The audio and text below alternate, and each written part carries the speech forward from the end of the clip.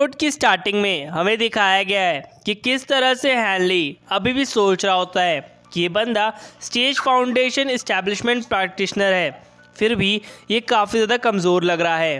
ऐसा लग रहा है कि ये किसी को सेफ्टी दे रहा है। यहाँ पर हमें जिंग को दिखाया गया है जो कि बात करता है।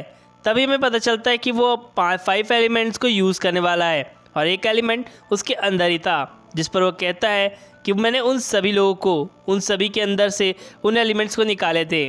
और हैनली भी यही सोचा होता है कि 5th एलिमेंट अगर इसके अंदर से निकला है तो इनका बॉस कोई और है। तभी ये सभी लोगों की नज़र आश्चर्यचकित से देखते ही रह जाते हैं जब जिंग के पीछे, तभी सब लोग की नज़र पड़ती है राजा पर, जिसने जिंग के पीठ पर अपने चाकू को चलाया होता है या फिर एनर्जी ब्लेड को, जिससे सभी लोग उसकी तरफ देखते हैं और जिंग अब मरने की कगार पर होता है। जिंग काफ़ी ज़्यादा तड़प रहा होता है उस एनर्जी ब्लेड से, जिस पर वो कहता है कि कोई बात नहीं, अब मैं तुम्हें बताता हूँ पूरी सच्चाई। यहाँ पर हमें पता चलता है कि राजा खुद भी एक प्रैक्टिशनर बनना चाहता था और वो अपनी एनर्जीज और ताकत को बढ़ाना चाहता था, लेकिन 7 फैक्शंस के मेंबर्स ने इन रूल्स को मानने से मना कर दिया। उन्होंने कहा कि राजा को ये सब करने की ज़रूरत ही नहीं है, इसलिए कभी वो एक अच्छा कल्टिवेटर नहीं बन पाया। और यहाँ पर उसे एक बात और पता चलती है कि ये सभी के सभी एक उसी के वंश है या फिर कहूँ अंश है। यहाँ पर हमें दिखाया गया इन सभी लोग को जो कि फाइटिंग के लिए बिल्कुल रेडी होते हैं। तभी ये दोनों कहते हैं कि कोई बात नहीं, मैं तुम्हें जल्द से जल्द ठीक कर दूंगा। जिस पर जिंग कहता है कि ये डीमन, तुम दोनों आपस में इतना प्यार दिखाने की ज़रूरत नहीं है तुम्हें, मैं तुम्हें ख़त्म कर दूंगा। जिस पर जिंग की बहन कहती है भाई तुम ज़्यादा मत बोलो, मैं तुम्हें जल्द से जल्द हील कर दूंगी और तुम्हारा वाउंड भी जल्द से जल्द हील हो जाएगा। यहाँ पर वो ऐसा बोल ही रहा होता है, जिस पर वो मुस्कुराते हुए अपनी बहन की तरफ देखता है। तभी वो हैनली से एज अ टेलीपैथी बात करता है। वो बताता है कि वो खुद की तरह फटने वाला है। यहाँ पर वो ये भी बताता है कि वो एक सुसाइड बॉम्बर की तरह इन सभी लोगों को लेकर कूद पड़ेगा और तुम इन सभी को लेकर भाग जाना, और वो करता भी कुछ ऐसा ही है। यहाँ पर जीनैंग को बचाने की कोशिश की जाती है क्योंकि नीनैंग काफ़ी ज़्यादा गुस्से वाली लड़की है जो कि अपने भाई को प्रोटेक्ट करने के लिए कुछ भी कर सकती थी। और वो अच्छे पलों को याद करता है उसका भाई, और एक बड़े से ब्लास्ट के बाद मारा जाता है। यहाँ पर उसने अपने सेक्रीफाइस करते हुए अपने भाई और अपने दोस्तों को बचाने की कोशिश की थी और कुछ अच्छी मेमोरीज़ को भी याद करने की कोशिश की थी, जिसको देखते ही हैनली एक काफ़ी बड़ी दीवार को तोड़ता है जो कि छत की होती है, और वहाँ से ये सभी लोग एक दूसरे को बचाते हुए निकल जाते हैं, खासतौर से नीनैंग को जो कि बेहोश हो चुकी थी। इस चीज़ को देखते हुए जल्द से जल्द ये लोग बाहर की तरफ निकलने हैं क्योंकि ये पूरी जगह अब आग की चपेट में आ चुकी थी। यहाँ पे हैनली सीनियर लियू और बाकी सभी लोग को थैंक्स कहता है, ख़ास तौर से जिंग को। अब यहाँ पे पूरी जगह आग से लपट के खा रही होती है तो ऐसा लगता है कि वो डेविल्स मारे गए होंगे, लेकिन हमें पता है कि डेविल्स इतनी जल्दी नहीं मरेंगे। खैर यहाँ पर ये सभी लोग बात कर रहे होते हैं कि वो 2 डीमंस अभी भी शायद मरे नहीं हैं, वो साथ में हैं, इसका मतलब वो बहुत ज़्यादा ताकतवर हैं, भले ही सीनियर लियू या फिर कहूँ जिंग ने अपनी सेक्रीफाइसेस दी हों। यहाँ पर ये दोनों आपस में एक दूसरे के सामने आते हैं और हमें अब पता चलता है कि जो राजा है वो अब उसकी ताकत लेता है ये, और उस बंदे की पूरी एनर्जी खींच लेता है, यानी कि किंग ही यहाँ का डेविल है, जैसा कि मैंने आपको पहले भी बताया था। खैर यहाँ पे वो उसकी पूरी एनर्जी लेता है।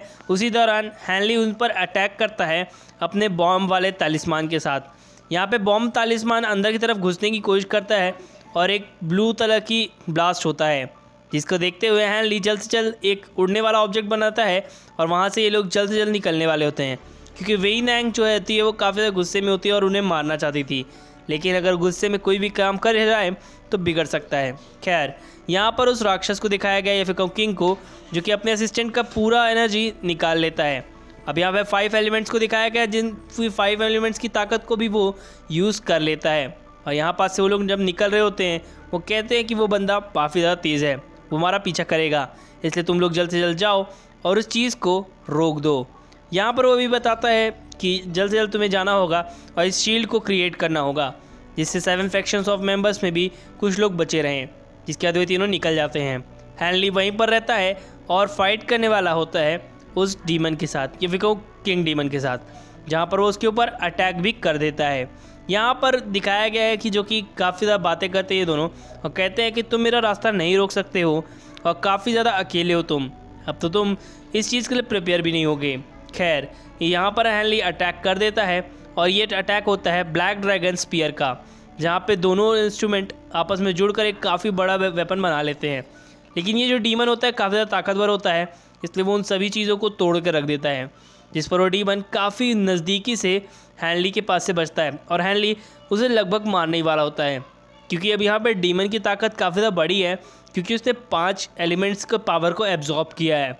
हालांकि उसकी एनर्जी इस बॉडी को शायद झेल ना पाए आगे चलकर।